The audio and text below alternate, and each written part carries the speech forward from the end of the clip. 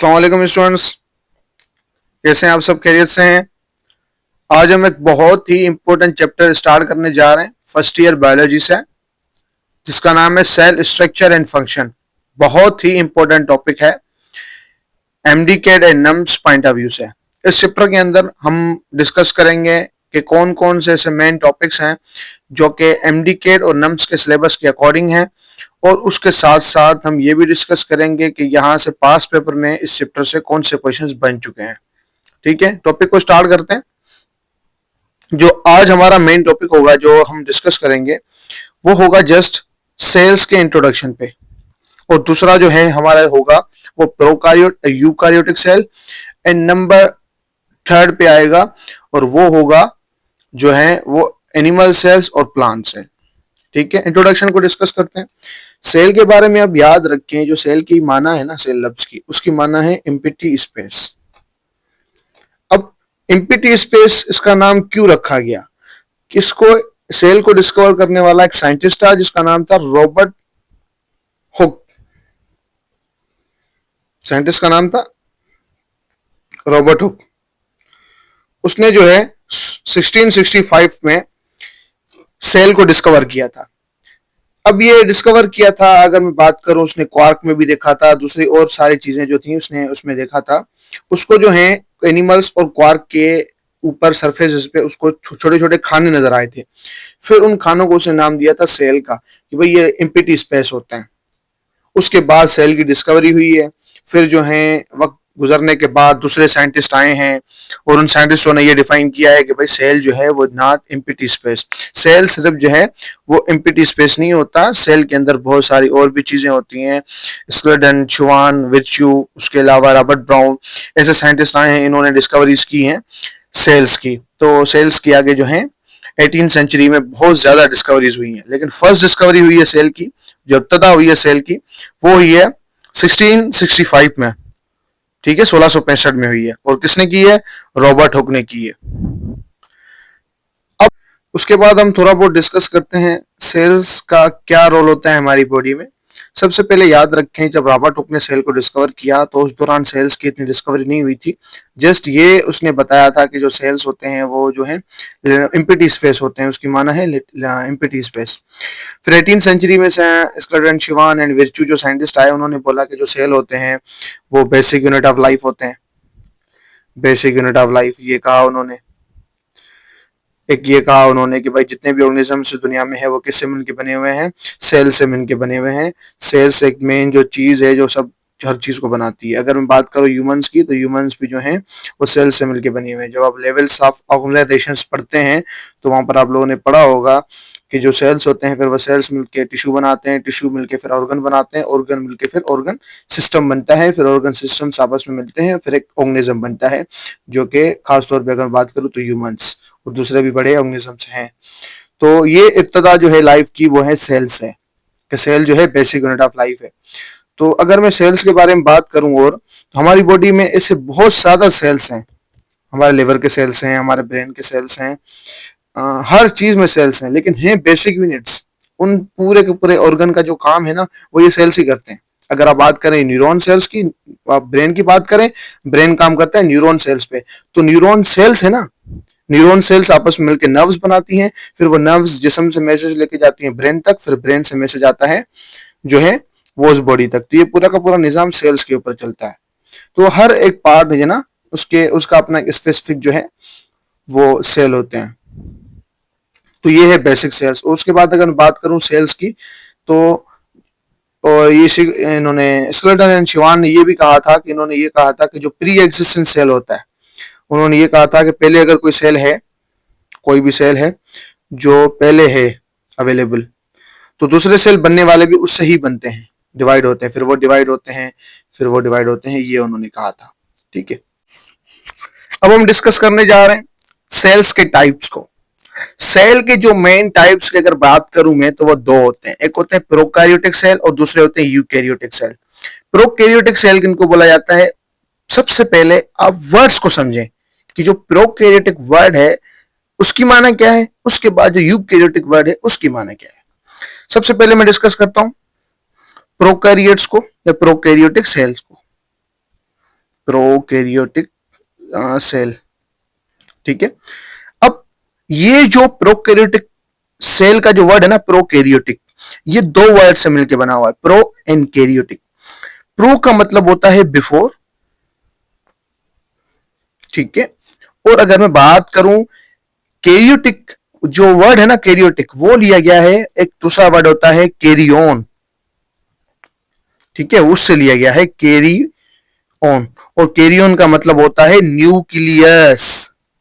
तो prokaryotic cell का मतलब क्या होता है, ऐसे सेल्स जो न्यूक्लियस आने से पहले हों, ठीक है, ऐसे सेल्स जो न्यूक्लियस के आने से पहले हों, मतलब एंशियंट सेल, बहुत पुराने सेल्स। प्रोकैरियोटिक जो सेल्स है ना वो बहुत ही पुराने सेल्स हैं, प्रिमिटिव, प्रो का कभी कभार माना भी आप यहां पर मैंने लिखा हुआ है प्रिमिटिव है, एंशियंट है, ठीक है। उसके बाद अगर मैं बात करूं जो यूकैरियोटिक सेल होते हैं, यूकैरियोटिक के बारे में आपको पता होना चाहिए। यू का मतलब होता है ट्रू, और कैरियोटिक का मैंने आपको बताया कि ये लफ्ज लिया गया है कैरियन से, जिसकी माना है न्यूक्लियस। तो ये तो हो गया बेसिक इनकी वर्ड्स का। अब इन दोनों सेल्स को कंपैरिजन करते हैं, दोनों सेल्स की, और दोनों सेल्स में क्या क्या चीजों का डिफरेंस होता है उसको समझते हैं। सबसे पहले अगर मैं बात करूं प्रोकैरियोटिक सेल की, तो जो प्रोकैरियोटिक सेल है ना उसमें न्यूक्लियस नहीं होता। अभी मैंने आपको बताया कि ये वो सेल्स होते हैं जो न्यूक्लियस से पहले के हैं। प्रोकैरियोटिक मींस प्री या बिफोर, न्यूक्लियस से पहले। अगर आप उसको देखें तो इनमें जो है न्यूक्लियस नहीं होता। और जो यूकैरियोटिक सेल्स होते हैं ना उनमें जो है वो आपको न्यूक्लियस मिलेगा। अगर आप शेप को यहां पर बना दें, यहाँ पर अगर शेप बना दें, अगर यहाँ पर शेप बना के, तो यहाँ पर जो है इनको न्यूक्लियस, ये है प्रोकैरियोटिक सेल का, यूकैरियोटिक सेल का, और ये है प्रोकैरियोटिक सेल का। इसमें आपको न्यूक्लियस नजर नहीं आएगा, लेकिन जो है यूकैरियोटिक सेल में न्यूक्लियस आपको नजर आ जाएगा, ठीक है। उसके बाद अगर मैं बात करूं डीएनए की, तो जो प्रोकैरियोटिक सेल होते हैं ना उनका डीएनए होता है साइटोप्लाज्म में, ठीक है। यहाँ पर ये एक सर्कुलर डीएनए होता है, इनके इनके पास सर्कुलर डीएनए होता है और वो साइटोप्लाज्म में होता है। लेकिन अगर मैं यूकैरियोटिक सेल की मैं बात करूं तो वो न्यूक्लियस के अंदर होता है, क्रोमोसोम्स होते हैं, उन क्रोमोसोम्स के अंदर डीएनए होता है। ये है किनके अंदर, यूकैरियोटिक सेल के अंदर। उसके बाद अगर मैं तीसरा डिफरेंस आपको बता दूं, ये तो हो गए दो डिफरेंस, अब तीसरा आपको डिफरेंस बता दूं कि टाइप ऑफ डीएनए। मैंने आपको अभी बताया कि जो प्रोकैरियोटिक सेल है ना उनमें कौन सा टाइप ऑफ डीएनए होता है, सर्कुलर होता है। कौन सा टाइप होता है, सर्कुलर होता है। लेकिन अगर मैं बात करूं जो प्रोकैरियोटिक सेल होते हैं उनमें जो है डीएनए वो लीनियर होता है। थोड़ा मैं आपको समझाने की कोशिश करता हूं कैसे। ये जो आप देख रहे हैं ना, ये सर्कुलर होता है, ये सर्कुलर है, आपस में मिले हुए होते हैं बिल्कुल सर्कल की तरह, ये डीएनए है इसका, ठीक है।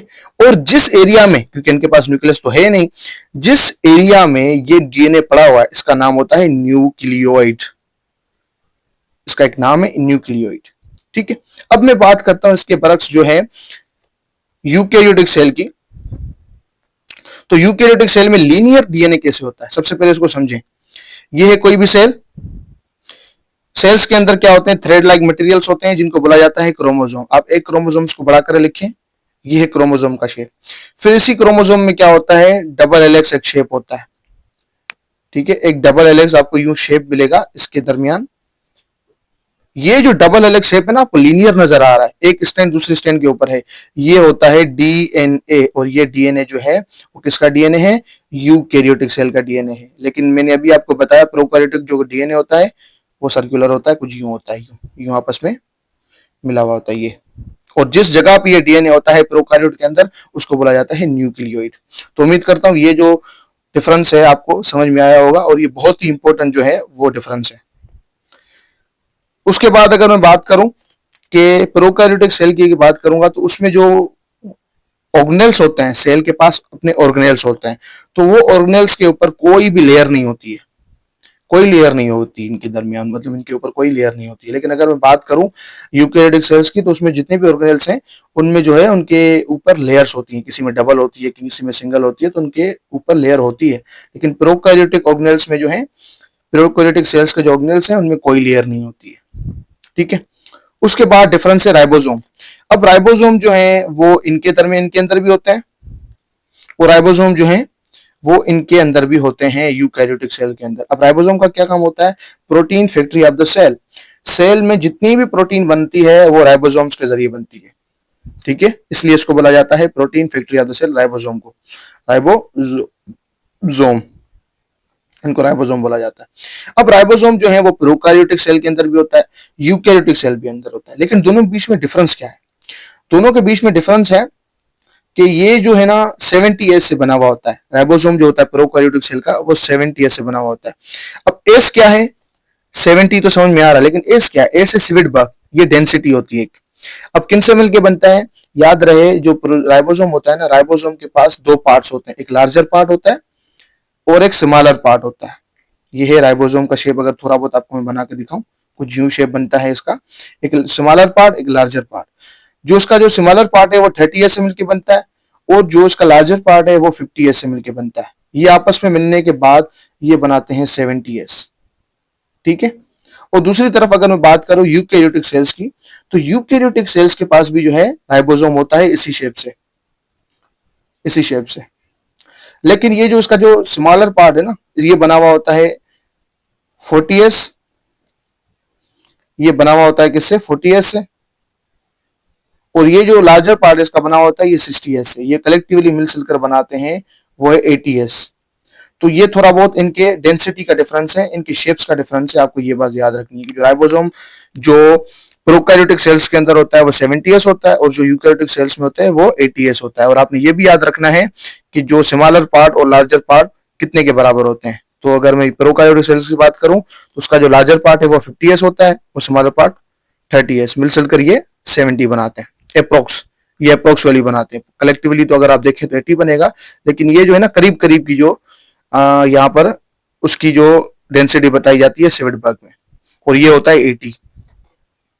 उसी तरीके से अगर मैं बात करूं एक और डिफरेंस की, वो है साइटोस्केलेटन। जो साइटोस्केलेटन है ना, साइटोस्केलेटन प्रोकैरियोटिक सेल्स में नहीं होता लेकिन यूकैरियोटिक सेल्स में होता है। आप सोच रहे होंगे कि ये साइटोस्केलेटन क्या है? साइटोस्केलेटन एक ऐसी चीज है 3 डायमेंशनल, जो कि सेल्स के अंदर जितने ऑर्गेनेल्स होते हैं उनको जो है अपनी जगह पे बरकरार रखते हैं, ये होते हैं साइटोस्केलेटन। तो साइटोस्केलेटन जो है वो प्रोकैरियोटिक सेल्स में नहीं होते हैं लेकिन यूकैरियोटिक सेल्स में होते हैं। उसके बाद अगर मैं बात करूं सेल वाल की, तो जो सेल वाल जो प्रोकैरियोटिक सेल की है, प्रोकैरियोटिक सेल्स की, वो म्यूरिन से मिलकर बनी हुई होती है, म्यूरिन से मिलकर बनती है, म्यूरिन से मिलकर बनती है, म्यूरिन से।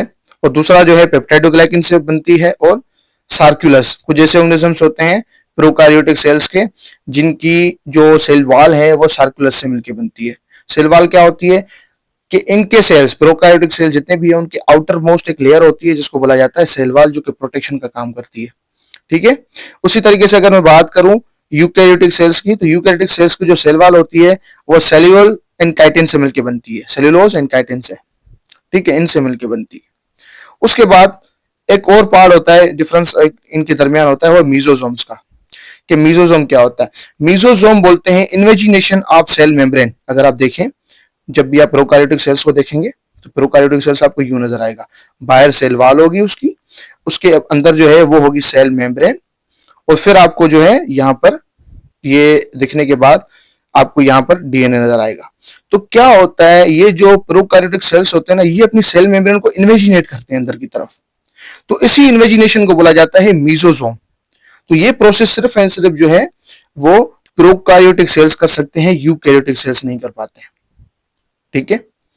उसके बाद है सेल डिवीजन। अगर मैं बात करूं सेल डिवीजन की दोनों में, तो प्रोकैरियोटिक सेल्स जो होते हैं, प्रोकैरियोटिक सेल, उनमें सेल डिवीजन जो होती है वो बाइनरी फिजन होती है। बाइनरी फिजन का मतलब है कि एक सेल से दो सेल खुद ब खुद बन जाते हैं, मतलब बाइनरी हाफ हो जाते हैं। लेकिन अगर मैं यूकैरियोटिक सेल्स की बात करूं तो उनमें होने वाले कुछ प्रोसेस होते हैं, माइटोसिस और मियोसिस। माइटोसिस भी होता है और मियोसिस भी होता है। माइटोसिस उनकी बॉडी सेल्स में होती है जो कि सेल डिवाइड होते हैं, और मियोसिस उनके जर्म सेल्स पे होता है, जर्म सेल्स, उनके सेल डिवाइड होते हैं। बॉडी सेल्स जो डिवाइड होते हैं उनको बोला जाता है माइटोसिस, और जिसमें जो है जर्म सेल डिवाइड होते हैं उसको बोलते हैं मियोसिस। तो ये प्रोसेस होते हैं किनके अंदर? ये प्रोसेस सिर्फ एंड सिर्फ होते हैं यूकैरियोटिक सेल्स के अंदर। उसके बाद एक और चीज है, वो है हिस्टोन। हिस्टोन एक प्रोटीन होती है, आप याद रखें डीएनए के अंदर। डीएनए के अंदर मैंने आपको अभी बताया सेल है, सेल का न्यूक्लियस। ठीक है। और सेल का न्यूक्लियस के अंदर क्रोमोसोम्स होते हैं, फिर वो क्रोमोसोम्स में एक थ्रेड लाइक मटेरियल होता है, डबल हेलिक्स। क्रोमोसोम में डबल हेलिक्स एक मटेरियल होता है जो कि डीएनए माना जाता है। इसी डीएनए के दरमियान एक प्रोटीन होती है जिसको बोला जाता है हिस्टोन प्रोटीन। वो हिस्टोन प्रोटीन जो है वो सिर्फ एंड सिर्फ जो है वो प्रोकार्योटिक डीएनए में अंदर होती है या प्रोकार्योटिक सेल्स में होती है। यूकैरियोटिक प्रोकार्योटिक सॉरी सॉरी ये जो हिस्टोन प्रोटीन है ना वो प्रोकार्योटिक सेल में नहीं होती है और यूकैरियोटिक सेल में होती है। उसके बाद एक तीसरी चीज फ्लैजिला। अब फ्लैजिला क्या होता है? फ्लैजिला एक ऐसा पार्ट होता है जो सेल्स को मूवमेंट करवाने में मदद करता है। ठीक है, अगर ये सेल है, आप ये कहें कि ये सेल यहाँ पर जो है, मैं इसको थोड़ा मिटा देता हूँ। ये जो है एक सेल है, आप ये इमेजिन करें एक सेल है, आप ये समझे प्रोकैरियोटिक सेल है। इसके बाहर आपको कुछ ये नजर आ जाएगी, एक धागे नुमाइंदा एक चीज नजर आएगी, इसको बोलते हैं हम लोग फ्लैजिला। ठीक है, और इसी तरीके से फ्लैजिला जो है वो यूकैरियोटिक सेल्स में भी होते हैं। कुछ ऐसे यूकैरियोटिक सेल्स होते हैं जिनके सेल्स के सरफेस पे जो है वो फ्लैजिला होती है। तो फ्लैजिला जो है एक प्रोटीन से मिलकर बनती है, अलग अलग प्रोटीन से मिलकर बनती है।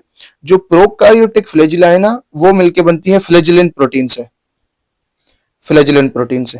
लेकिन अगर मैं बात करूं यूकैरियोटिक सेल्स की, तो यूकैरियोटिक सेल्स में अगर किसी सेल में फ्लैजिला है तो वो ट्यूबुलिन प्रोटीन से मिलकर बनती है। तो ये है इन सेल्स के दरमियान बेसिक डिफरेंस कि प्रोकैरियोटिक सेल और यूकैरियोटिक सेल दोनों के दरमियान क्या डिफरेंस होता है। तो उम्मीद करता हूं मेरा ये आज का लेक्चर आप लोगों को समझ में आ गया होगा। अगर कोई भी आप लोगों ने क्वेश्चन पूछना है, कोई चीज ऐसी है जो आपको कंफ्यूज कर रही है, आप मुझसे कमेंट में पूछ सकते हैं। ओके, अल्लाह हाफिज।